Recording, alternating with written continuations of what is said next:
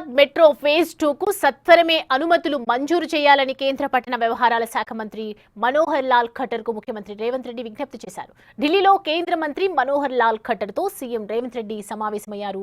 అత్యంత వేగంగా అభివృద్ధి చెందుతున్న నగరంలో 76.4 కిలోమీటర్ల పొడవైన మెట్రో ఫేజ్ 2 అవసరం ఎంతో ఉందని సీఎం కేంద్ర మంత్రికి తెలియజేశారు.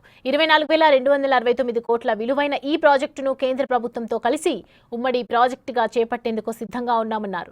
మెట్రో ఫేజ్ 2 సాకారమైతే నగరంలో రాకపోకలు వేగంగా సాగటంతో పాటు రహదారులపై రద్దీ తగ్గుతుందన్నారు. పట్టణ వ్యవహారాల శాఖ సూచన మేరకు అవసరమైన సవరణలు చేసి ప్రాజెక్టు డిపిఆర్ సమర్పించిన విషయాన్ని కేంద్ర మంత్రికి సీఎం గుర్తు చేశారు.